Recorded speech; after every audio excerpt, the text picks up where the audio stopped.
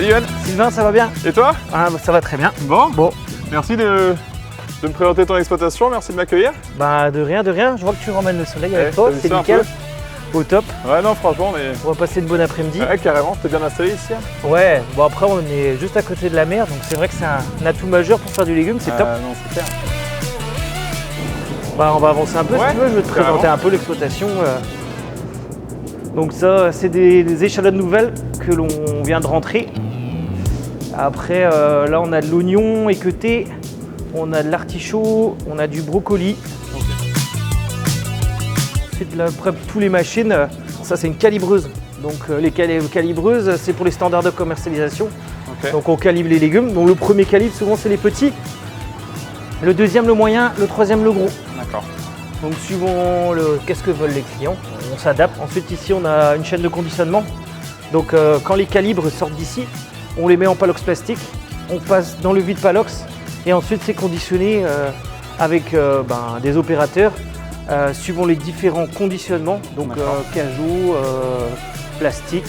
Il y a un petit cheminement dans le bâtiment. Ouais. Les légumes arrivent par cette porte-ci. Et ensuite, soit on les stocke en salle dans le frigo là, soit on les lave directement par ici. Et ensuite, on a deux chambres froides du coup. On a une chambre froide qui est vraiment dédiée à tout ce qui est les légumes propres et prêts à commercialiser. Et on a une autre à côté, c'est les légumes bruts. Vous voyez, ça c'est des légumes bruts, donc pas conditionnés. Et ensuite, derrière toi, juste, on peut regarder. Ça sera les légumes qui ont été conditionnés. D'accord, donc ceux-là ils ont été. Donc voilà, on les épluche. Donc le chou-fleur, le chou lisse, il arrive comme ça du champ. On tire la feuille. Hop. On le met bien blanc. Et ensuite, on le range suivant son calibre dans le cajou. Moi, ce qui m'a donné l'envie de m'installer, c'est l'entrepreneuriat, déjà d'une part, et d'être mon propre patron, manager des gens tous les jours. Et emmener mes cultures du point de plantation ou de semis jusqu'à la récolte. On a une diversité de commercialisation et de production sur l'exploitation. Notre légume, il peut être vendu aussi bien dans le terme local. J'entends local, on a des boîtes automatiques de légumes qui se situent sur la commune de Plescat et de Plougulm. 24 heures sur 24, 7 jours sur 7. Et aussi, on a un circuit un peu plus long où on peut vendre le même légume partout en France à un grossiste. Et ça, je trouve que ça permet d'avoir du local et aussi un petit peu plus au national. La ferme, elle est dynamique, quoi.